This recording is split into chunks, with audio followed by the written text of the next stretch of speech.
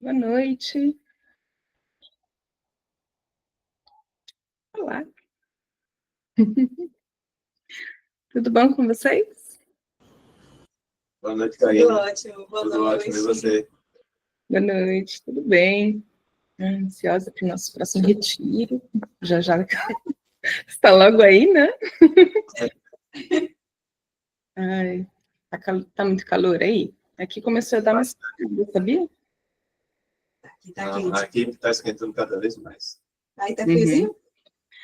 Não tá frio, mas tá começando a ficar mais ameno, assim, né? Porque tá começando a chover mais também, né? Então, assim, é bom vocês se prepararem, né? Porque pode ser que vai ter mais uma chuvinha aí, mas vamos ver como vai ficar o clima, né? Certo. Tá bom. Então tá bom. Esperar o pessoal entrar, o mestre já deve estar entrando, que ele já testou, já devia estar tudo certo. Já ele entra aí, vamos esperar o pessoal entrar, tá bom? Anda aqui uns 5 minutinhos, acho que a gente já começa. Legal. Tá bem? Beleza, gente. Dá licença um pouquinho, já volto aqui.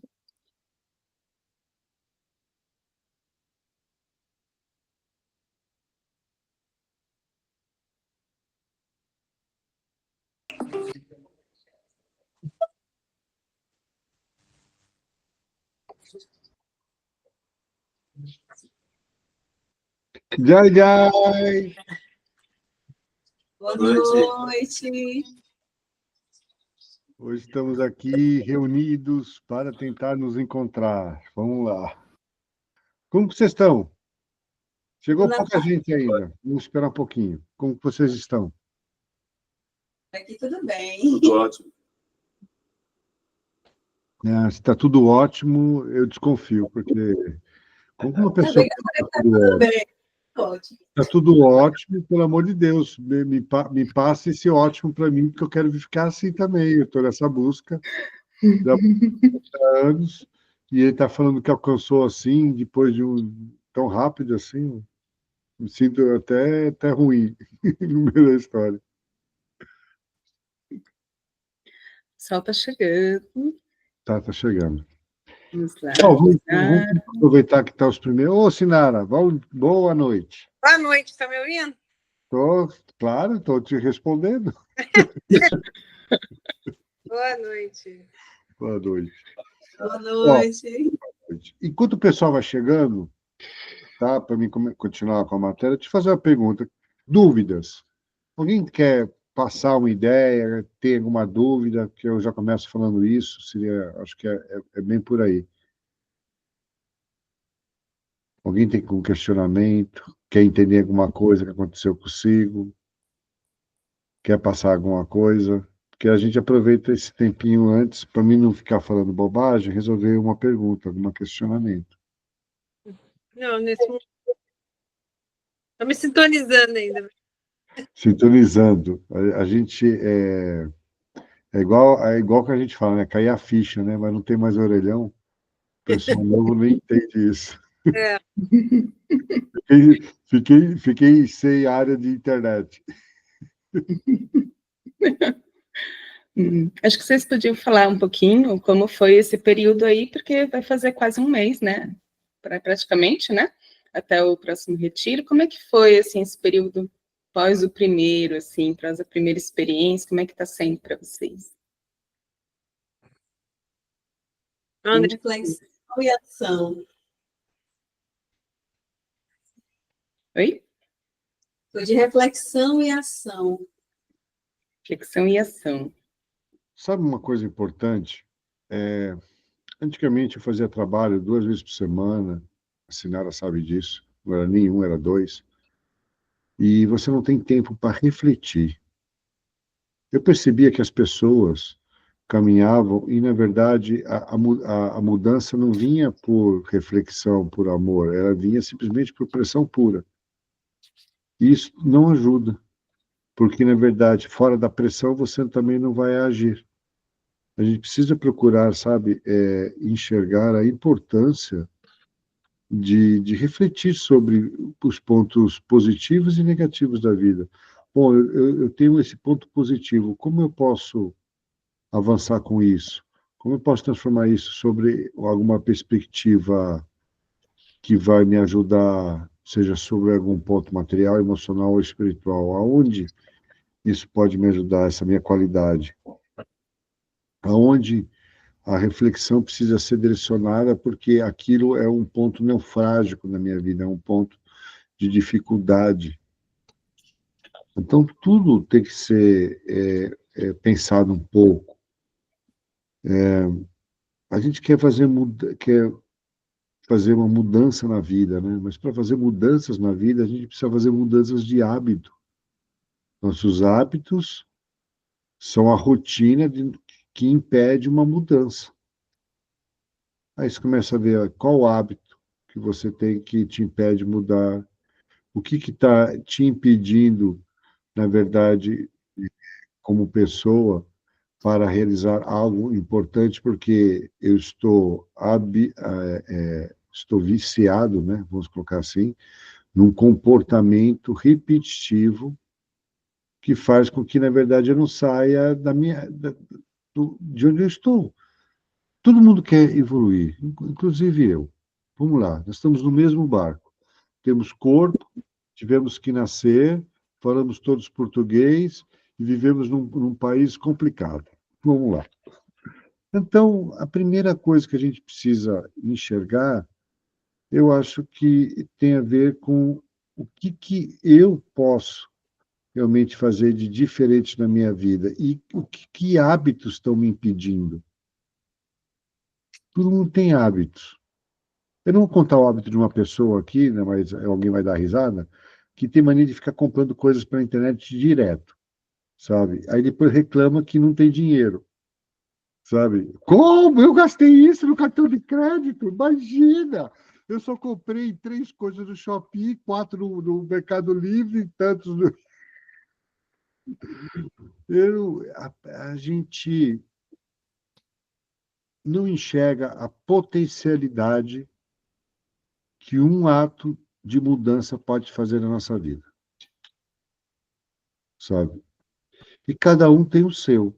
Alguns, às vezes, é uma mudança de hábito que vai fazer com que você consiga poupar para a tua viagem dos teus sonhos. Às vezes, é uma mudança de hábito que vai te trazer mais saúde. Às vezes, é uma mudança de hábito que vai fazer com que você expanda o teu conhecimento, que é estudar, compreender. Eu vejo muitas coisas. Eu estava esses últimos 15 dias, eu estava acompanhando a South by Southwest. Alguém sabe o que eu estou falando? Tá? É o maior encontro de tecnologia do planeta. Tá? Por que eu estou falando disso? Não tem nada a ver com o que a gente está falando, né? Mas tem. Porque, na verdade, esse encontro parte dele foi direcionado para a saúde mental e foi trazido um trabalho referente à gnose vegetal, referente à psilocibina, referente a como isso interfere no nosso cérebro, como isso pode mudar e utilizando-se de inteligência artificial. Eu sou um guru clássico, mas eu sou muito contemporâneo. Eu entendo claramente o que está acontecendo. O que eu estou te falando é uma coisa que está acontecendo agora no planeta, nesse instante, no maior encontro internacional de tecnologia do planeta e social. Entendeu? A South by Southwest, no Texas, em Austin. E por que eu estou falando isso? Porque conhecimento te expande. E é isso que vocês estão fazendo. Vocês me procuraram para que vocês tivessem um conhecimento ensinado sobre um aspecto da vida de vocês ou da prática de vocês, não importa. Mas tudo isso tem a ver com a nossa capacidade de buscar informação. E quando buscamos informação, nós devemos buscar informação sobre várias coisas, entre elas o mundo que está à nossa volta, né? Quem realmente somos? Quem eu realmente sou? Essa é uma pergunta importante, porque faz com que você não perca 10, 20, 30 anos da sua vida. porque é uma coisa complicada.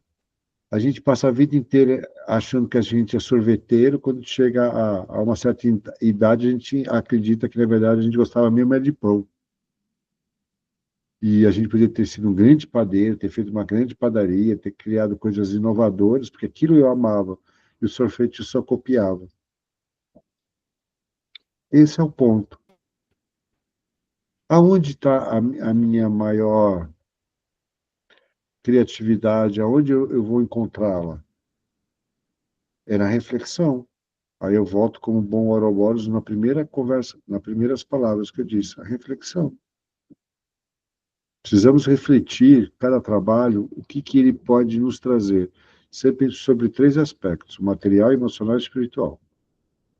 Se você enxerga só um aspecto, mostra um limite de observação. Sempre tem 3 aspectos, seja no passado, presente ou futuro, quando você está refletindo algo que você está manifestando hoje, mas que você refletiu, já manifestou no passado, e tem 99,99% de chance de se repetir no futuro, porque não houve a reflexão de mudança, como também a questão de todas as nossas ações estarem direcionadas, além do tempo e espaço, numa situação de ação, no hoje, desculpe, na questão material, na questão emocional, na questão espiritual. Nós buscamos desejos passados, emocionais, sabe, reflexões emocionais passadas, reflexões que nos atentam agora e reflexões que se passarão naturalmente na nossa vida. Com a idade, isso ocorre. Todas as pessoas têm uma reflexão diferente mediante a idade que possuem. Algumas dão mais importância para alguns fatos, outras para outros. Não importa qual fato você dá mais importância. Mas a reflexão, ela é importante. Então, refletirmos, ter essa oportunidade de refletir um mês, sabe? Esse é o ponto. Quando a gente trabalha com a ayahuasca, a gente vai ter agora, depois dessa nosso retiro, vai ter a busca da visão. E a busca da visão é uma coisa que a gente pega, é uma coisa muito interessante, porque, na verdade, quando a gente trabalha com a ayahuasca, você trabalha com reflexão, pensamento. Quando você trabalha com São Pedro, você trabalha com ação, mas você precisa refletir mentalmente aonde você quer chegar, porque senão você vai ser igual esse barco perdido, né? Eu sempre brinco, né, que a pessoa toma São Pedro, dá uma energia, uma química dela dá uma energia que dá vontade de você sair correndo até São Paulo e voltar, e chegar, voltar e ainda trazer tipo, ô pessoal, eu trouxe um pouco de garapa, de suco de cana para todo mundo tomar, fui até São Paulo, tô super bem, uhul! Porque você fica com uma energia muito louca. Sabe? Por isso que é usado nos Andes, porque nos Andes você não tem energia para subir a montanha, é muito cansativo. Ele trabalha essa questão emocional da ação, né? A questão da ação especificamente. E o cogumelo, ele trabalha especificamente a questão referente à alegria, à percepção emocional que nós temos com as ações, com o que desejamos. E é isso que a gente tem que encontrar. Quando esse trabalho que a gente está fazendo, esse retiro, é de ayahuasca, ele vai te trazer visões. Então, vocês têm que aproveitar isso. E é buscar essa visão. Ah, mas buscar como? Você medita, relaxa. Sabe, é isso que eu tenho que explicar para vocês. A primeira força é a melhor força. Quando você toma ayahuasca, quando dá a primeira força, você se silencia, mantém aquela força e observa. Com quê? Com uma questão. Ah, mas a ayahuasca não falou nada para mim. Você perguntou? Eu sempre pergunto isso. Ah, pô, mas eu não ouço nada. Mas você perguntou alguma coisa? Não. Então, por que você quer ouvir? Você acha que a ayahuasca não tem nada para fazer, né? Você acha que você está indo numa rave e tem que tocar som, né? Não é assim. Você tem que se colocar ativamente, emocionalmente, para que você possa realmente ter essa transformação. Porque quando vocês aprenderem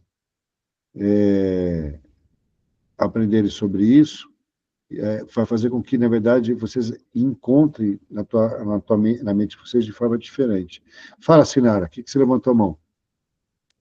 Então, quando eu entro, eu tenho a sensação que eu entro numa sala e que eu estou sozinha. E eu sinto assim, e quando eu estou entrando na força da ayahuasca, eu tô ficando com medo. Aí eu estou entrando nessa sala, que está muito bem iluminada, mas eu estou sentada assim numa cadeira. Eu não sei fazer. Eu acho que eu estou entrando ali sem os meus mentores, será? E, Não, você não fica sem mentor mais, não, Sinara. Você já está feita. Seu problema é que a tua dificuldade, aí eu falo porque conheço um pouco a Sinara, né, de outros carnavais, de vários carnavais atrás, né? E o fato é que você é uma constituição mediúnica, né, é recente, nova. Então, na verdade, as tuas entidades, elas também não ficam do teu lado toda hora, mas elas estão sempre presentes. É isso que você precisa entender. Se você precisar, pode ter certeza que a Virgem aparece, entendeu? Que a Santa aparece. Não tem como, porque ela está ali presente. Eu não me preocuparia com isso, não. No teu caso. Cada caso é um caso, né? No teu caso, não. Porque, na verdade, elas estão lá, ela está lá. e o É medo? você só... Tem medo. Parece que eu estou querendo fugir do medo, de uma força que vai vir. Eu sei que a força é grande, aí eu fico com medo naquela hora ali. Eu tento assim, acordo, levanto, faço para sair do remeleixo, né? Mas aí depois, se eu sentar de novo, aí vem a força, aí que ela vem mesmo, né? Mas isso que acontece, a gente não precisa ter medo. Isso é uma das dificuldades, né? Sensações fortes que a gente tem, às vezes, no processo, você fica lá travado, você precisa aprender a relaxar. Você tem medo, você precisa confiar. Você tem que entender que tudo que você sente, que você pensa, como você movimenta a nível bioquímico do teu corpo, está potencializado. Tudo. Se você tem um medinho, ele se torna no bicho-papão, literalmente, do Harry Potter, né? Se transforma no que você quiser. E esse é o ponto. Você precisa enxergar que, na verdade, você está sendo potencializada. Tudo que você sente é potencializado. Tudo que você pulsa, tudo que você pensa. Então, o nosso primeiro obstáculo não é a força, o que está externo a nós. Nosso primeiro obstáculo somos nós próprios. É nossa mente divagante, é nossa falta de concentração, serenidade, quando acontece algo assim mais grave, assim, né? Você está na força, né? Parece um demônio que olha para você e faz, sabe? Aí você se assusta. Aí o que você faz? Serenidade, sabe? Quando a entidade começa a falar comigo, eu falo assim, pois não. A entidade começa a gritar, eu falo assim, você tem problema de audição? Você está nervoso? Começa a bufar. O senhor se acalma, porque assim eu não consigo entender. Se o senhor não se acalmar, assim eu não vou conseguir entender. Eu trato tudo com uma naturalidade, uma serenidade e um humor, que existe uma coisa dentro de mim que ele dá risada. Tipo, ele vem... É entrar na cognição do outro, né? Na minha cognição, quando às vezes acontece de sair assim de uma pessoa que eu estou tirando pagelança, o espírito vai para cima de mim, né? Querendo mostrar algo assim, eu olho assim para ele, sempre tem alguma coisa que eu dou risada, né? Foi assim que eu aprendi. E depois, anos depois, quando eu vi essa mesma ideia sobre outros aspectos, ela faz muito sentido. Porque quando a entidade vem com dor, você vem com amor. Quando ela vem com ódio, você vem com graça. Quando ela vem com desejo, quando ela quer te arrancar alguma coisa, eu quero doar, eu quero dar, porque não me pertence. Essa é a questão.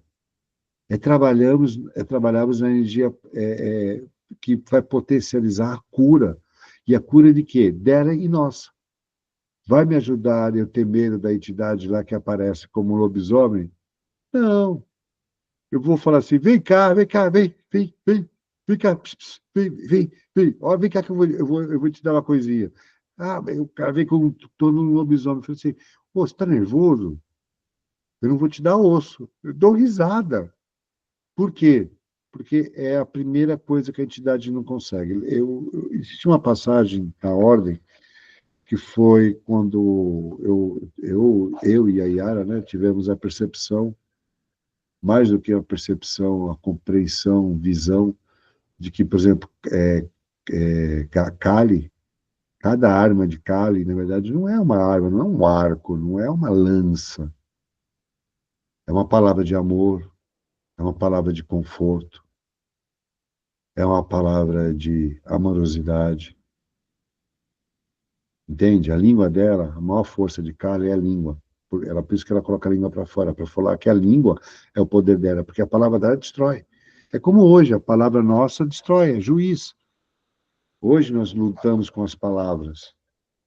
E cada palavra dela, quando vem, imagina um demônio querendo te matar, você vai, abraça ele, dá beijinho, fala assim, eu te amo, pô, você está bem, você não está cuidando bem desse corpo. Se começar a tirar a entidade do padrão vibracional que ela quer impor, quem impôs o padrão foi você. Entende? Você para de acabar se subjugando e estando numa posição de medo, de desconforto, e entra para outra situação, para uma percepção de luz, de superação da frequência, de refinamento, entendeu? Esse é o ponto.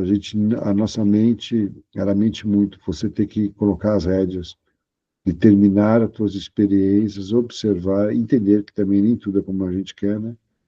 Porque ser uma palha ao vento perante ao desejo do meu Senhor, então, Mahaprabhu 19:15, é uma coisa complicada. E, ao mesmo tempo, nós temos a nossa individualidade. Nós queremos ter a nossa própria percepção, a nossa própria forma de enxergar e de sermos. É muito importante nós termos a oportunidade de exercer a nossa vida espiritual, esta realização, da forma de nos superarmos, da forma de nos encontrarmos, sabe? E fazer algo melhor, né? Algo melhor tanto para nós como para os outros, nesse sentido. Perguntas. Alguém quer fazer uma pergunta? Não? Tá bom. Hoje faltou muita gente. Isso é muito ruim. Bom. Clóvis quer. Clóvis levantou a mão aqui. Clóvis Fala, quer fazer Clóvis. o microfone não está funcionando, Clóvis. Tá. Ativa o microfone. O microfone teu está trancado. A gente não está te ouvindo, Clóvis. Clóvis, o seu microfone. Aí, agora. Melhorou? Aí. Boa noite, mestre. Boa noite, gente. Tudo bem? Boa noite. Boa noite. Fala. Tá, eu tenho várias perguntas aqui. Vamos começar pela primeira aqui, ó. Não, eu queria saber o seguinte, mestre. Toda abertura de trabalho com a medicina tem que fazer um firmamento dentro do espaço a ser trabalhado? Com certeza. Porque eu vou explicar uma coisa, ó.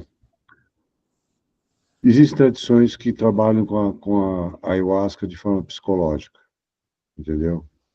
Existe uma tradição específica, que é um grupo espanhol. E não dá certo isso. Já tentaram. Sabe? Sempre vira uma pessoa. Aqui no Brasil, você tem que entender uma coisa. A ayahuasca é um acelerador. Ela pode na ordem, é natural que ela, por causa do nosso processo espiritual, que ela faça com que a pessoa incorpore e desenvolva a mediunidade. Mas em outras casas, às vezes não. Em outras tradições, às vezes não. Por quê? Porque é a forma que a casa quer enxergar. Porém, você quando trabalha com ayahuasca, você está abrindo o teu processo dimensional, você está abrindo a tua questão energética, você está fazendo com que, na verdade, que a gente chama do Ori, né, dentro da Candomblé, da Umbanda, ele se abra, você possa ser incorporado. Muitas pessoas incorporam a primeira vez na Ayahuasca, que nunca tinha incorporado. Tem uma incorporação forte na Ayahuasca, já vi isso milhares de vezes, sabe? E é natural que isso ocorra. Eu vou te falar uma coisa. A Ayahuasca é vinho dos espíritos, ok? Ela é vista como uma capacidade de nós adentrarmos ao mundo espiritual. Toda vez que você trabalha com alguma coisa espiritual, está anexada a entidades, a espíritos específicos. No caso da Ayahuasca do Caminho Verde, é os Yoshins e os Shainuvos. Essas são as verdadeiras forças que tem dentro da Ayahuasca. Entende? Para trabalhar com elas, você só vai conseguir trabalhar a nível espiritual. Senão, vai ser só relâmpagos visuais. Sabe? A informação vem, porque a informação vem tanto do ser interior, do subconsciente, que se manifesta conscientemente dentro do processo, como vem também do mundo espiritual, que se manifesta conscientemente no meio do processo.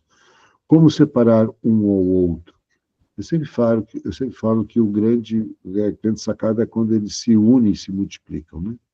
Eles potencializam a tua necessidade de percepção e de recuperação do teu subconsciente, manifestação dele, e ao mesmo tempo com uma lição espiritual que te completa e te soma e te multiplica.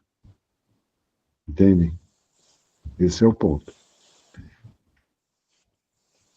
Eu Entendi. sempre trabalhei com Ayahuasca espiritualmente. Por exemplo, existem tradições que trabalham com Ayahuasca, tipo, vamos até ali, vamos tomar uma Ayahuasca.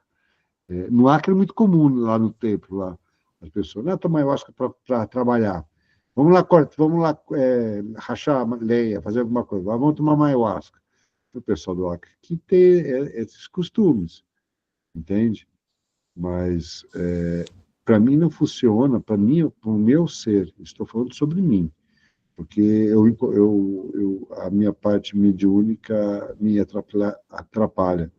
Eu fico, em algum momento, muito perdido. Apesar que eu não pareça, eu aprendi a fazer cara de aeromoça no processo de Ayahuasca.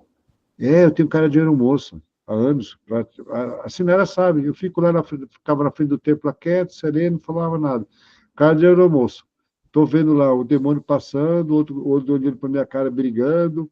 Estou vendo 500 coisas. E estou fazendo cara de aeromoça. Eu acostumei. Porque parecia que eu era louco. Que eu via as coisas e fazia assim.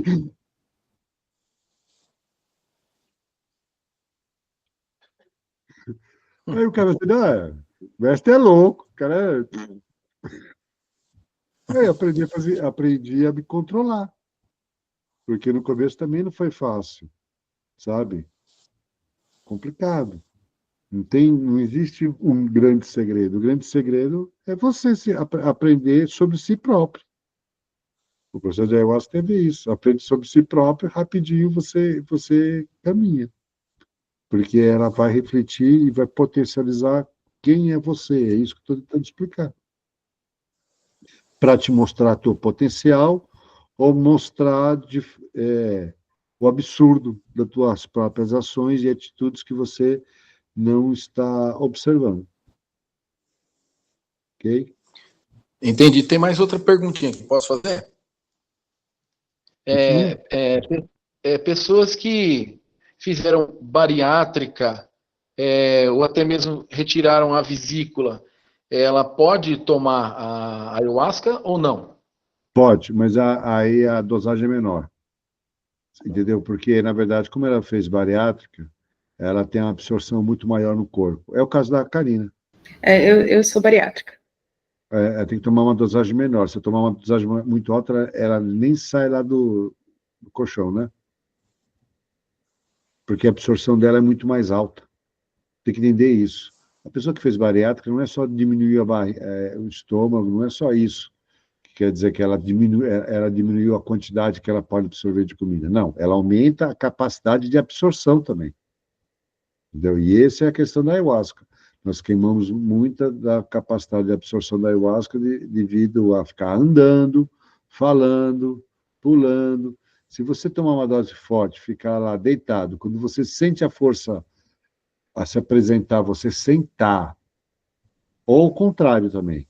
Só que o problema é que você tem a tendência a dormir quando você deita. O certo é você ficar confortável meio sentado.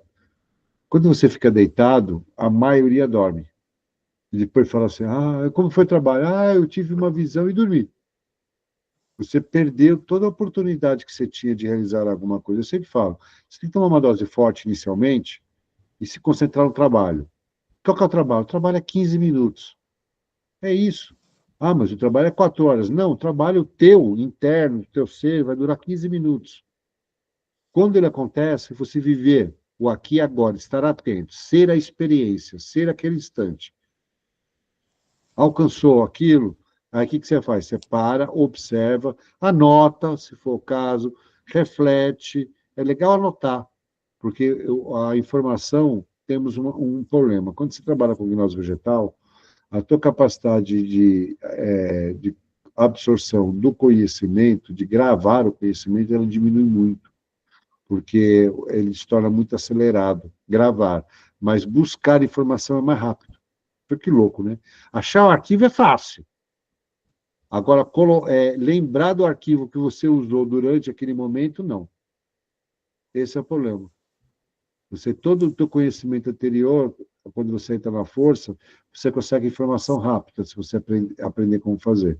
O problema é gravar essa informação que ocorre durante o processo de gnose vegetal, durante o processo de supraconsciência. Isso é um processo que tem que ser desenvolvido. Que é o mesmo problema que o pajé tem. O pajé tem que desenvolver esse processo. Por isso que quando ele pega o filho, o neto, ele faz desde pequeno. E a ordem mesmo, eu demoro 3 anos para conseguir fazer isso em vocês. 3, 4 anos. Porque tem a ver com um processo de novos acessos neurais, novas conexões neurais, que precisam ser feitas ou que precisam ser refeitas. Porque ou você tem e está indo para o caminho ruim, precisa ser refeito, precisa ser reasfaltado e arrumado essa trajetória neural, ou precisa ser criada essa nova trajetória neural baseada naquilo que você manifestou. Porque quando você toma ayahuasca, psilocibina, São Pedro nem tanto, mas a ayahuasca e psilocibina, que é os cogumelos, você cria novas estradas neurais. Entendeu? São os 2 modos provocadores de estados neurais, são elas.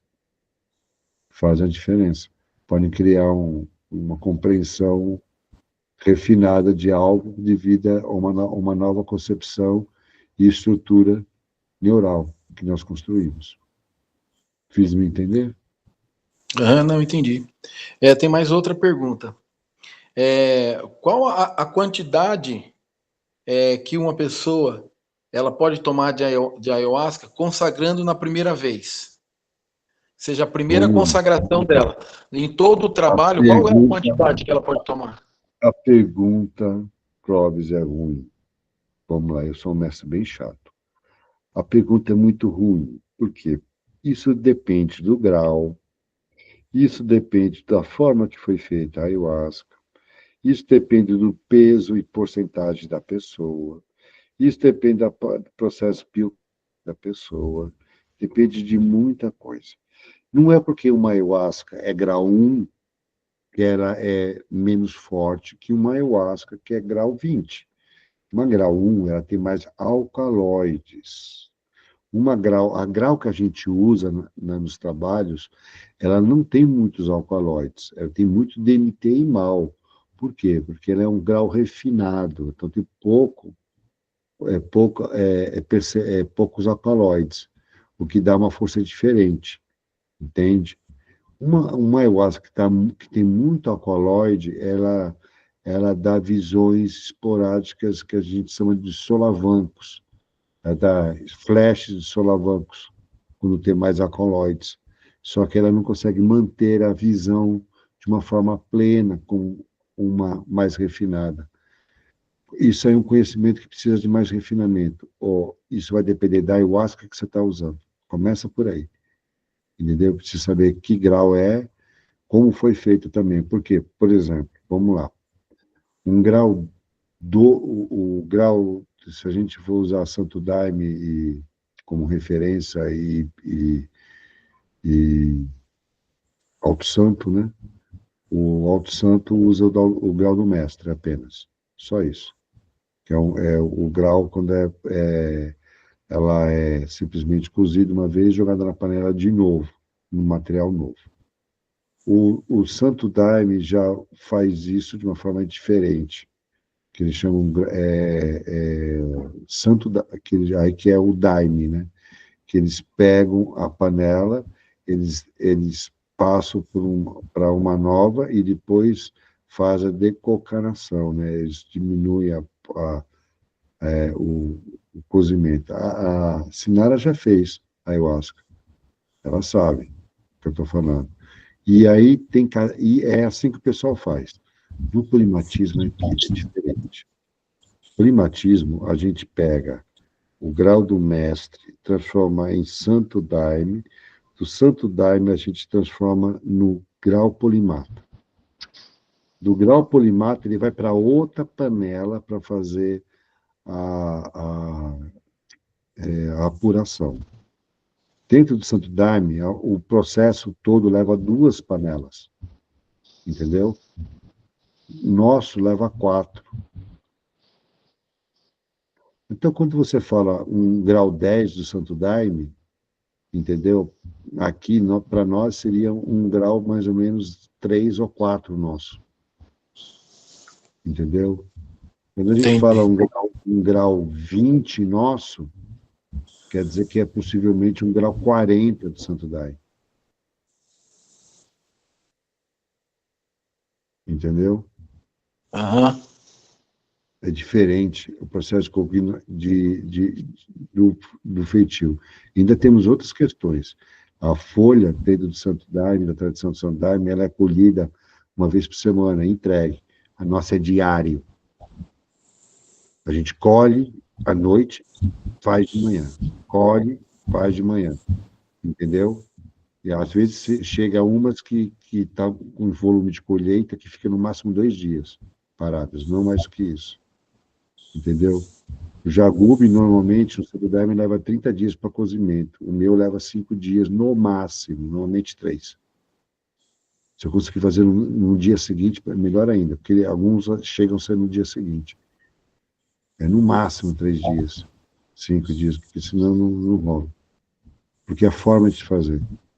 Quando você produz ayahuasca, tem muitos segredos. Por exemplo, a hora da colheita da rainha, ela diminui metade o processo de DMT. Dependendo do horário que você colhe, você vai ter metade da quantidade de DMT na panela. Quando você faz ayahuasca, você vai ver esse pessoal, você olha as panelas, o armazenamento da ayahuasca, você vai ver que você encontra alguns óleos, né? A minha tem um arco-íris que dá para você passar o dedo. Sai o óleo. Tão grossa que é. Muito grossa. Tanto que o pessoal que tira foto acha incrível, porque nunca viram. Eles veem isso, mas é um tracinho amarelo, uma coisinha verde. O meu não, o meu tem o azul, tem o roxo. O que quer dizer isso? Quer dizer que o meu tem DMT3, o 5, o DMT9 e o DMT12. É isso que eu estou falando. Eu tenho DMTs diferentes. Entendeu? Mas é como a gente faz, cada um tem um jeito de fazer. O polimatismo, o processo de produção de ayahuasca é meio alquímico, porque eu sou de formação alquímica, então tudo que eu faço é diferente. Eu não faço como os caboclos fazem. Não é melhor ou pior. Isso é o meu jeito, porque eu procuro refinamento em tudo. Eu preciso, para mim, eu preciso alcançar certos traços da ayahuasca, e é isso que a gente estava estudando lá no Acre, né? Que agora eu vou ver se este ano ainda eu retomo as questões lá do Templo do Acre, que nós temos uma organização de rainha e de jagubes únicos, nós temos uma variação grande e variação grande em produção. Não é uma variação pequena com algumas árvores. A gente tem muita coisa lá. E dá para fazer vários processos de ayahuasca diferentes, atingir graus diferentes, situações diferentes. Entendeu? Tá. Vou fazer outra pergunta, mestre. Quando se prepara a ayahuasca, pode se misturar os tipos de chacrona? Ou tem que fazer, tipo assim, cada processo com um tipo de chacrona? Então, você pode misturar, mas o ponto não é esse. Por exemplo, os catuquinas. Os catuquinas só usam toguni, que é o calpuri, né, que se chama aqui dentro das tradições, com caboclinha.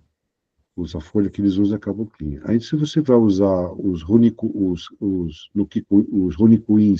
do Alto Jordão, eles usam arara azul com onça roxa. Entendeu? Arara azul é um cipó e onça roxa é uma folha, que eu tenho até. É uma rainha bem rara. É uma rainha que tem uma folha grande, que ela tem um traço, quando ela amadurece, roxo na silva dela. Entendeu? Eu só de rainha, a ordem, a gente deve ter umas 18 espécies atualmente em produção. A gente tem organizado isso de alguma forma. E só de jagube a gente deve ter aí umas 9, 12 espécies, alguma coisa desse tipo. Eu preciso ver a lista, que eu não lembro mais disso. Entendeu? Porque Entendi. tem Então, vários tipos de folha, porque algumas são bactérias e outras são vítrix, né? É diferente. Porque existem duas formas de você fazer a bioquímica dela. Entendeu? Eu faço de várias formas diferentes, depende do que você deseja. Esse é o estudo que a gente está fazendo. Utilizando o jagube certo, com a rainha certa, com a mistura certa, para alcançar todos os graus de DMT diferentes que existem. Porque ninguém conseguiu fazer isso. Eu estou tentando fazer isso. A gente, alguns anos atrás, eu fiz uma ayahuasca de gota. São 10 gotas. 10, 8 gotas, você tem um processo de 3, 4 horas. Mas para fazer isso, ela é baseada em óleos. São os óleos que saem do jagube e da rainha. É muito forte. Entendeu? Eu parei, eu fiz uma produção e parei, e nunca mais fiz. Porque é muito forte e eu fiquei com medo do pessoal se drogar. Porque é 10 gotinhas você cai para trás. É 10 gotinhas, 5 minutos, o corpo começa a derreter. Entendeu? Eu fiquei preocupado com essa questão de pessoal ficar usando isso como droga, e eu não levei à frente. Entendeu? Fazia no laboratório. Entendi. Então, eu tenho aqui na minha chácara aqui, eu tenho a cabocla, né? Eu tenho uma pequena produçãozinha minha aqui, eu tenho a cabocla, né? Eu só não tenho o jagube ainda. Jagube tem bastante aqui. Então, mas jagube é cabocla, mas isso não importa qual jagube você usa. Eu, pessoalmente, a cabocla, ela tem mais DMT, porém o volume dela é pequeno. Então, quando você colhe, a nível de produção para colheita, porque você está falando de produção baixa, né? Deixa eu explicar só o que a gente fazia, né? A gente, para um ciclo de feitio meu, leva 2 toneladas de jagube, entendeu? E 500 quilos de rainha. 500, 400 quilos de rainha. Um feitio meu leva 5 ciclos. Entendeu? Para a produção em média, o último feitio deu 700 e poucos litros. O grau mais baixo que saiu um grau 8,5. O grau mais alto foi acho que eu fiz um 120. O grau mais alto que saiu. Entendeu? Mas é um volume grande. E outra coisa, por exemplo, panela. Eu não cozo. Tem pessoal que coze a panela 8 vezes, 10 vezes. Eu não faço isso, não. Eu só cozo ela no máximo 5 vezes. E depois já muda a panela. Aí é muita questão técnica, né? Isso aí tem que explicar. E a questão referente A Jaguba é só você pedir, você me conversa, eu te arranjo. Ah, tá, eu vou. Você tá em que lugar? Eu sou aqui de Jundiaí, Várzea Paulista, do lado de Jundiaí. Ah, então tá fácil, Jaguba tá fácil resolver. O problema é crescer. Vai em torno mais ou menos de 8 anos, né, para poder fazer a colheita para preparar a medicina? Não, desculpa. Isso é cálculo do norte. 8 anos no norte para ele ficar maduro semigeneral. Aqui em São Paulo, essa mesma árvore vai demorar de 12 a 15 anos. Nossa, Eu posso fazer uma filmagem, depois deixar no grupo, de uma que eu plantei aqui, que tem 12 anos. Ela é mais larga do que eu, é grandona também, mas ela está bem adubada, né? E está ancorada num abacateiro, porque também tem que ver onde está ancorada. Porque se o jagube não sente firmeza para subir, ele não se desenvolve. A natureza é sábia. Ela vai desenvolver uma árvore que ela vai destruir. Ela sabe que não aguenta o peso do jagube. Esse abacateiro está com jagube de 2 toneladas, é um general. Eu tenho um jagube aqui de 1,5 toneladas, 2 toneladas. Eu, de olhar, eu sei, porque eu escolhi muitos, né? Minha casa deve ter por perto de umas 4 toneladas, eu devo ter em casa, aqui, de jagube. E pouca rainha, aqui tem 4, tem uns 8 pés de rainha só, também. Mas também é pé de rainha, como falo, matrizes, né? Só tem matrizes aqui. Tem orelha de onça, manga roça, caboclinha, caboca, onça roxa, entendeu? E tem variedades diferentes. Entendi. E cada tipo de chacrona, ela busca, como que eu posso dizer? Ela busca um tipo de ensinamento? Ou não tem nada a ver? Não, o que existe é o seguinte, ó, existe uma junção, isso é uma coisa que pouca gente fala, mas existe uma junção entre a questão do jagube e a ayahuasca. Por exemplo, a arara vermelha, nasce do lado da orelha de onça. O toguni, quando você procura, você encontra caboclinha, entendeu? Existe essa familiaridade na natureza. A natureza mostra assim, entendeu? Ela se coloca uma do lado da outra, nesse sentido. Luiz, você levantou a mão, fala aí. Cadê Luiz? Oi, eu. Ah. Mestre, no processo de mediunidade consciente, o médium, ele pode escutar o que a entidade está falando e reproduzir, ou ele acaba falando sem entender o porquê está falando aquilo, quando na verdade já é a entidade falando. Então, mas vai depender da fluidez do médium, né? Vai depender da capacidade mediúnica de fluidez do médium. O bom médium é aquele que não interfere na informação, entendeu? Esse é um bom médium, que não interfere na comunicação, ele só passa. Imagina se você tivesse aqui na internet uma inteligência artificial no meio da nossa comunicação que falava assim, né? Eu falava assim, não, eu quero que você compre alho. Aí a inteligência pensasse bem e falou assim, mas eu não quero comprar alho, eu quero que você compre doce, eu não gosto de alho. Entendeu? Tem que dar comunicação. O médio que é o problema. Você está enxergando como a questão sendo um filtro de cima para baixo. Não. O primeiro ponto de reflexão é o médium. O médium é fluido. O médium consegue passar a informação, ser um mediador entre os planos de uma forma mais plena.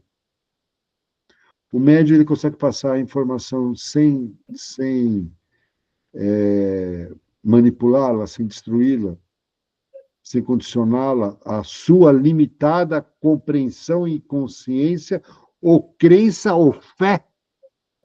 A tua entidade chega a falar assim para o teu marido agora, você vai agora abandonar o teu trabalho porque segunda-feira vai vir um cara aqui te entregar um novo trabalho que vai mudar a tua vida, você não precisa mais se preocupar de nada.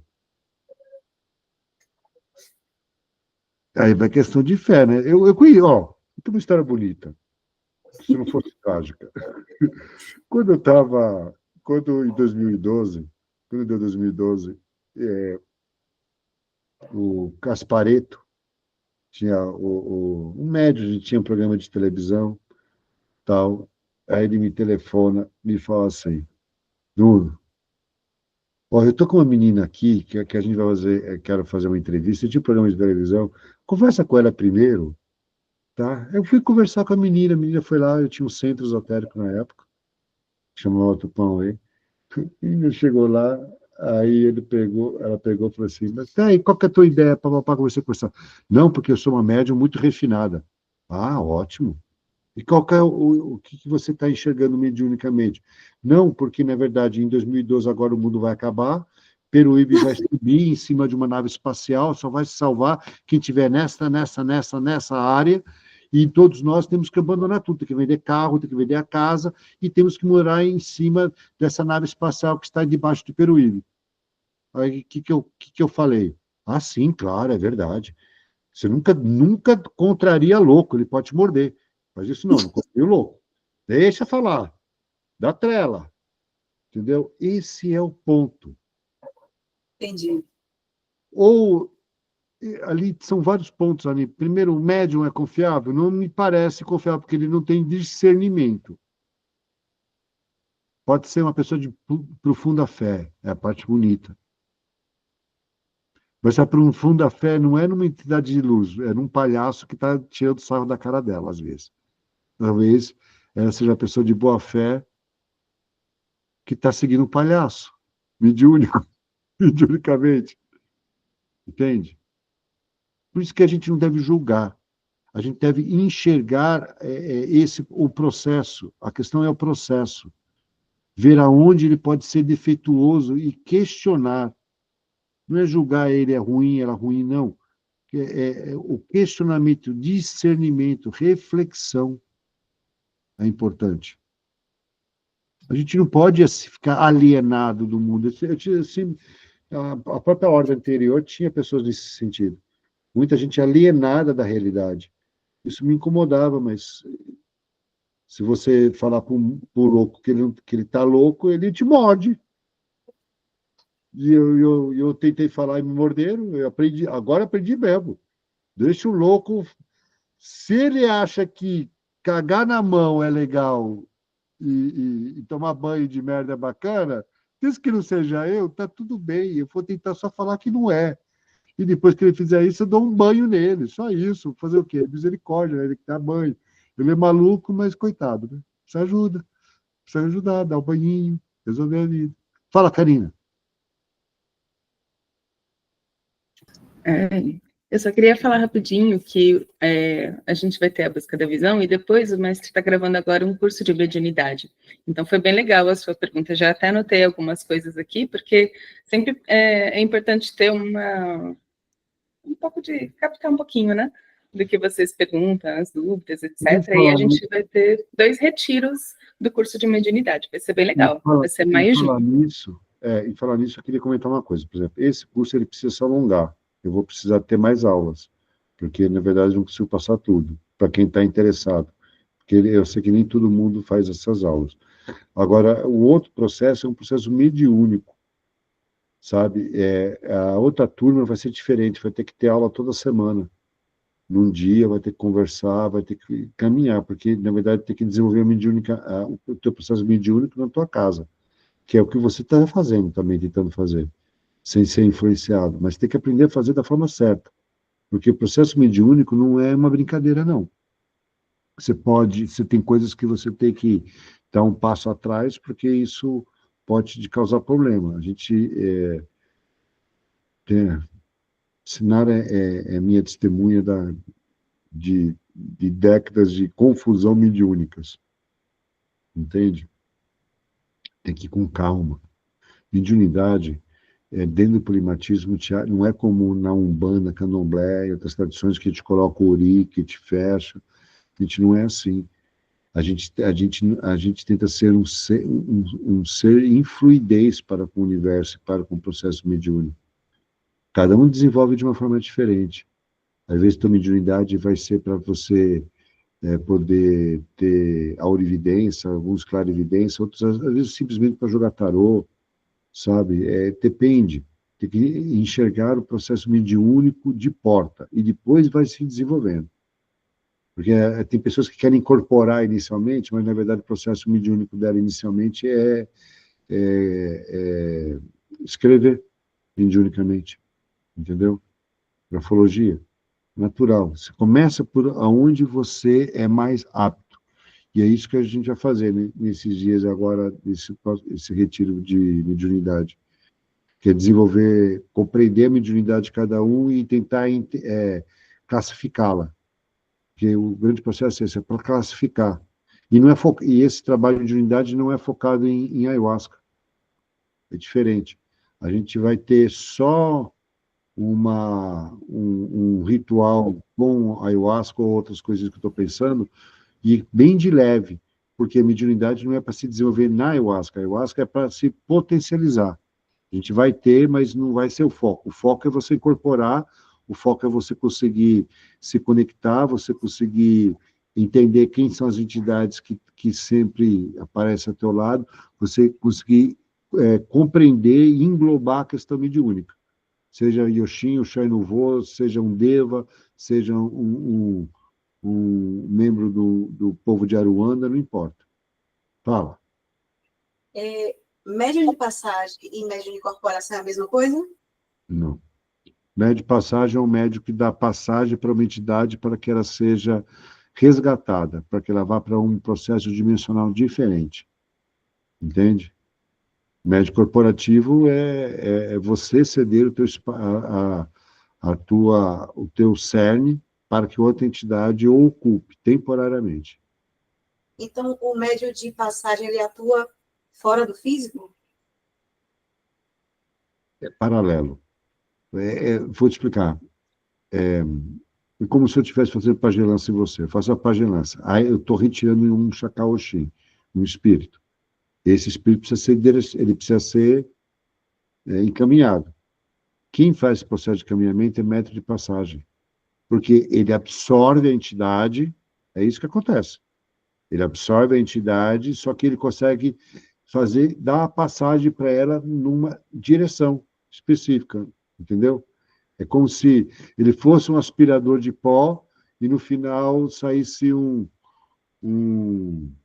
Não, eu não sei se esse é um bom exemplo. Peraí, deixa eu pensar num bom exemplo. Se ele fosse um grande... como um jato. Você pega lá, tem aquela turbina inicial e no final sai um jato potencializado que te empurra diretamente numa direção. O médio de passagem, todo médio de passagem tem uma relação espiritual. Não existe médio de passagem sem uma tradição espiritual. Não existe. Porque se a pessoa é médio, ela pode ser médio, mas ela não tem como fazer o processo de médio de passagem se não for através de um caminho espiritual, porque ele tem que ser direcionado para algum lugar. Então tem a ver com crença, tem a ver com realização, tem a ver com fé, entendeu? Nós podemos ser vários tipos de médiums, mas médium de passagem, ele dá passagem para algo. A ordem, especificamente, o caminho de passagem para a entidade neutra dentro da ordem, é por Chico Xavier. A Sinara, não sei se lembra disso. Se lembrar, isso. Faz assim, se lembra. Lembra. A passagem neutra de um método de passagem na ordem é pelo próprio Chico Xavier. Quando ela vai desenvolvendo o seu processo mediúnico, vai entrando outras entidades de passagem. Entendeu? Porque é um processo que a entidade... É como se ela tivesse... É que depende do teu processo como médio de passagem. Você pode incorporar a tua entidade e quando você pega o obsessor, o Shakaoshin, a tua entidade incorporada em você, ela envolve e vai embora. Tem outras que não. Tem médios de passagem que recebem, fazem a passagem da entidade diretamente da mão da outra entidade. entrega para outra entidade. Entendeu? No caso do Chico, que é o muito comum, que muitas pessoas, quando se faz pagelança, o processo de pagelança normalmente é assim, a pessoa absorve o espírito e entrega ele para outra entidade. O pajé faz assim, um médio de passagem, se for o mesmo médio de passagem dentro do espiritismo, ele não faria assim, não. Ele seria, ele seria apenas uma passagem energética para com o mundo espiritual, né? O nosso lar, seja lá como cada um estiver. Fala, Sinara. Eu tive uma experiência uma vez, mas foi num cogumelo mágico lá, mas eu estava junto com 3 pessoas, né? E eu entendi que era assim, que como se tivesse ocorrido um aborto, o feto ainda natimorto estivesse num limbo. E dali, a hora que eu olhei, eu vi o aborto assim, aí ele falava assim, eu quero viver. Aí eu entendi que eu falei assim para ele, agora que você vai viver. É como se ele estivesse num limbo, numa bolha, e ali a gente trabalhando para ele seria para ele ir embora, né? Para ele seguir outra vida, né? Eu entendi que a gente estava ali no limbo. Seria isso o transporte? É isso que a gente faz, que o médio de transporte faz. Entendeu? Você fez de uma forma um pouco mais neutra. É que tem a ver muito com você ter se desenvolvido mediunicamente. O caso da Sinara já é um caso diferente da maioria de vocês. Ela já tem a entidade que ela sabe que é de frente. Ela tem dúvida até hoje, né? Porque essa aí, nossa, quando eu conheci a Sinara, ela falou, eu não acredito em nada. Foi assim que ela falou para mim. Eu não acredito em você, não acredito em entidade, não acredito em nada. Entendeu? E ela fez uma busca da visão lá no Acre. Eu conheci ela lá no Acre, lá no templo do Acre. E é isso que é o bacana. Porque ela tinha dúvida e questionamento. E isso foi que eu sempre falei assim, mas não precisa acreditar. É só caminhar que você vai ver a verdade. E é isso. Você vai caminhando, você vai encontrando a verdade. Mas você precisa ter sempre essa direção. Então, a gente pode fazer esse processo de passagem de várias formas diferentes. Fala. O médium de passagem, então, pode receber uma comunicação de, digamos, um guardião de alguém avisando do desencarne daquela pessoa, para que você seja alguém que possa ajudá-lo nessa passagem? Peraí. Informação é uma coisa. A passagem da entidade é outra. Você está falando de processos mediúnicos diferentes. Uhum. Informação mediúnica de morte a gente chama isso de manto cemitério, né? O pessoal fala no Brasil, né? Que é trabalhar com o Mulu. O Mulu especificamente, se fosse dentro da Umbanda, se for dentro do hinduísmo, seria Batuque Bhairava, sabe? Existem várias entidades que se direcionam para isso. Isso é um processo mediúnico específico. Outro Sim. é você pegar uma entidade que está num limbo, uma entidade que está perdida, uma entidade que está no, vamos colocar entre aspas, né, no inferno da vida dela, você pode direcionar ela a outro padrão vibracional, a outra dimensão, a outra corda dimensional. Porque ela está presa nesta corda. Existe um princípio científico chamado 11 cordas, a teoria das 11 cordas, que tem relação com o mundo dimensional, que são 10 mundos dimensionais que, ao vibrarem, criam um 11º. E agora se discute 12º, 13º e assim vai. Tá? Mas por que eu estou falando isso? Porque, na verdade, nós, como seres humanos, nós já participamos de 7 padrões vibracionais diferentes. 7 cordas dessas. Entendeu? Nós já participamos de 7 cordas. Tem a ver com nossos padrões a nível energético. Entendeu? E quando você trabalha com som relacionado a hertz, utilizando esses 7 padrões, você vai entender rapidamente. Claramente, porque chega a ser físico. Mas precisa ter esse processo de experiência para que eu possa colocar vocês sob essa perspectiva. Entendeu? É porque eu fiquei com essa dúvida, porque já me foi passada essas informações de pessoas que iriam desencarnar em determinada data, horário, e bateu. Mão de um Mulu. Eu chamo isso de mão de Mungu. Esse processo de eu estar fora do corpo em locais onde eu estava com o guardião e ele me apresentando algumas pessoas para resgatar dali, nesse local. Aí você está falando de duas coisas diferentes. É isso, por isso que eu fiquei sem entender o que era cada processo, Está entendeu? falando de duas coisas diferentes que em você pode estar unidas, que não tem nada de errado também as duas, no teu caso, serem manifestadas como um. Não estou vendo nada de errado nisso. Você ter a comunicação e você poder passar a entidade, mas normalmente o ato de comunicação ele é uma via específica e o ato de passagem é uma via específica. Aí, mas quer dizer que cada uma está separada? Não. O que eu sou não me separa do nariz, dos meus olhos, da minha orelha, do meu cabelo, da minha barba. Eu sou o que sou. É um processo como um ser total. Você acessa pedaços dele e, às vezes, vários pedaços que se unem da sua forma de ser, né? Porque eu tenho um ser mediúnico. Não vai ter outro Chico Xavier, como não vai ter outra Yara, não vai ter outro Nuno, não vai ter outro Allan Kardec, nem Bezerra de Menezes. Cada um de nós somos seres únicos em nossa mistura mediúnica. Não existem dois médios iguais. Como não existem duas pessoas iguais. Uhum. Fechou? Ó, Fechou. a gente deveria ter falado. Mas é importante. Não, eu gosto dessas conversas, sabe por quê? Às vezes elas são muito mais realistas e práticas para nós do que ficar, às vezes, passando o material. Ó, eu vou chatear vocês um pouco.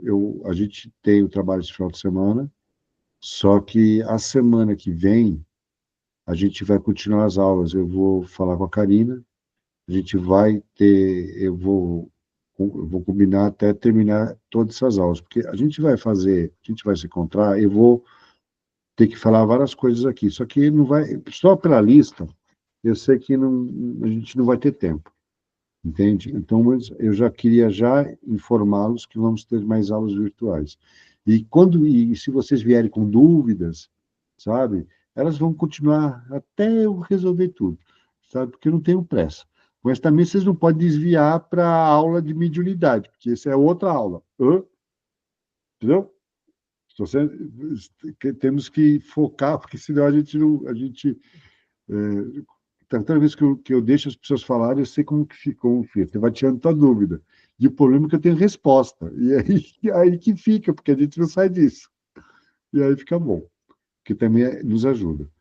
Bom, eu queria falar só uma coisa, assim, por causa de horário até, né? Apesar que a Karina marcou o horário de 2 horas, mas isso não funciona. Não funciona porque fica extremamente desgastante. A gente preferir fazer toda semana 1 hora e a gente conseguir caminhar. E por isso que a semana que vem a gente vai continuar essa aula. Eu prefiro trabalhar... Dá para seguir mais uns 40 minutos, pelo menos, né? Hoje? Não? Esse que é o ponto. Não adianta avançar muito. Não adianta avançar muito. Sabe, nossa mente, ela consegue reter 45 minutos de informação seguidas. Sabiam disso? 45 minutos. Por isso que as salas de aula têm 40 a 45 minutos. É um estudo científico já antigo. Depois disso, a nossa mente começa a se desprogramar. Sabe, 2 horas é cansativo. A gente não consegue, a gente não retém informação. Eu não estou querendo despejar matéria em vocês. Eu quero ensiná-los com qualidade. E para isso a gente tem que respeitar a nossa própria biologia. Eu queria falar só algumas coisinhas, tá bom? Que tem a ver com a ayahuasca. Verdades, mentiras, efeitos, contradições. Comentar algumas coisas só. Coisas por cima, porque o resto está lá no curso, né? Está lá no vídeo. Não tem como ter overdose de ayahuasca. Não tem. Não existe nenhum caso documentado de overdose de ayahuasca. Não existe. Tá?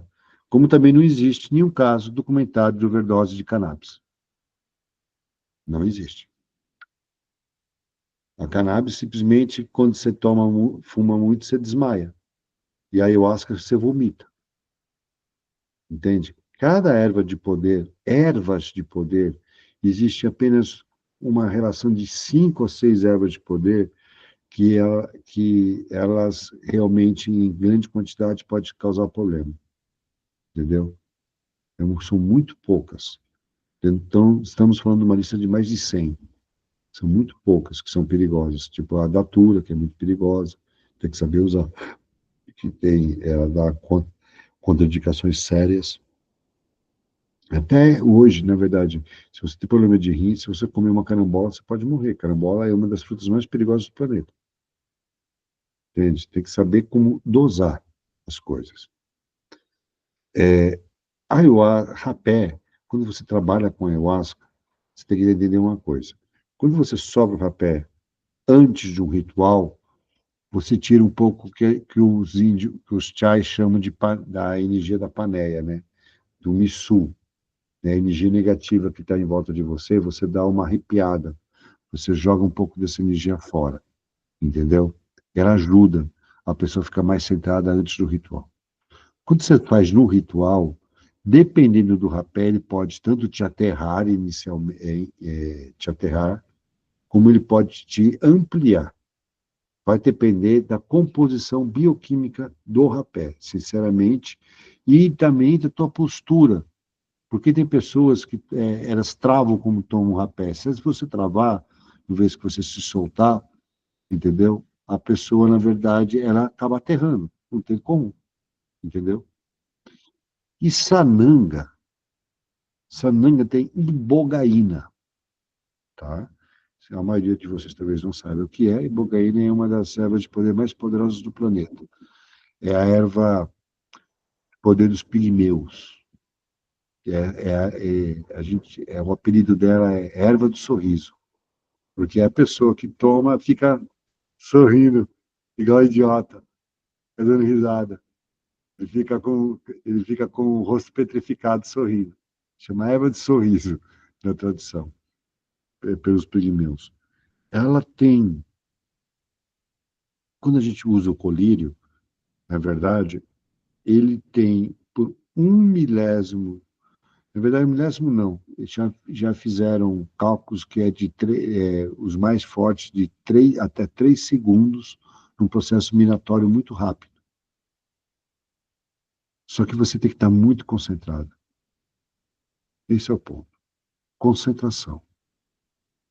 Eu estou terminando um material que eu estou escrevendo de rapé e de sananga, que eu espero em breve vou estar publicando, e eu espero que vocês leem e estudem um pouco, se vocês quiserem realmente aprender sobre isso. Porque rapé é uma coisa, eu vou falar uma coisa, se você não aprender sobre rapé e usa rapé, se você estudar, você vai ver o quanto é importante para a tua saúde e para o teu entendimento se aprofundar no conhecimento de rapé. E rapé não é igual, não é igual você tomar uma bebida alcoólica, um uísque, fumar um cigarro. Não, rapés tem processos bioquímicos extremamente significativos que podem não só te ajudar, como te prejudicar bastante também, se você não souber como trabalhar com ele. E não é de forma superficial. O estudo de rapé, que eu sempre passei na hora, é uma coisa bem profunda e trabalha com muita coisa. Para a pessoa aprender a avaliar rapé, né? Ser um avaliador, um produtor, né? Eu sempre ensinei o pessoal a ser feitor de rapé. Porque a pessoa que sabe fazer rapé, ela sabe fazer algo bom para a saúde dela, né? Ela aprende. Isso é importante. Acho que são coisas que vocês precisam estudar. Tem lá o vídeo, sabe? Eu estou falando coisas que estão todas gravadas, sabe? Até tanto que eu vou passar por cima, a não ser que vocês não vejam, vocês têm que ver os vídeos e vir com as dúvidas. Porque isso aqui era para tirar dúvida, mas eu estou dando aula assim, não dá. Aí, não dá, não, sempre dá. Mas vocês crescem menos. E eu sou um pai que tem uma ideia assim, muito ridícula, que quer fazer o filho ficar rico. Quer ficar rico emocionalmente, rico materialmente, rico espiritualmente, rico com sorrisos. E isso, para se ter essa riqueza, dá trabalho. Literalmente, dá trabalho. Precisamos de esforço, tá bom? Bom, é isso que a gente vai falar hoje. Alguém tem dúvidas? Porque a gente vai retomar essa aula na terça-feira. E a gente vai se contar agora no final de semana, né? Aí também coisas pessoais vocês têm. Outra questão, teve alguns de vocês que não fizeram atendimento virtual presencialmente, eu vou puxar a orelha. Porque, na verdade, vocês precisam entender que eu estou aqui para servi-los. E quanto mais vocês se permitirem a se explorar e a gente conversar, mais longe vocês chegam. Seja para o ângulo que vocês quiserem. Tá bom? Perguntas finais? Questões? Deixa eu comentar uma coisa. Quinta-feira, às 19 horas, eu vou fazer uma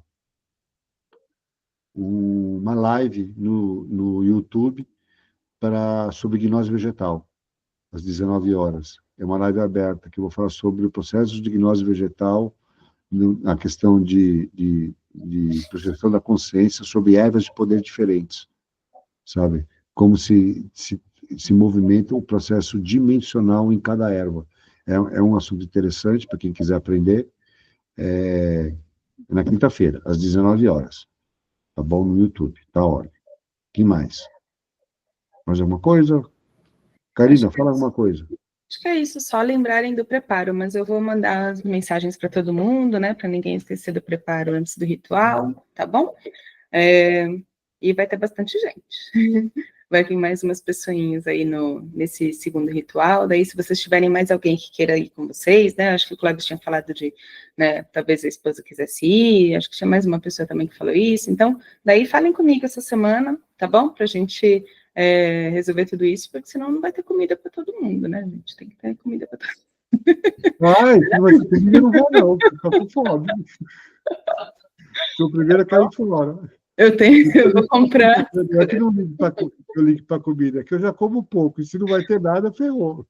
Não, é brincadeira, mas aqui, né, para a gente poder se organizar direitinho, para todo mundo ver direitinho, tá bom? É isso, tá? Pessoal, peguem suas dúvidas, tragam para o trabalho, a gente eu vou seguir com as aulas também mais uns dias, vou ver quando vai ser necessário, e quinta-feira, às 19 horas, no YouTube, tem essa live que vai ser interessante, tá bom?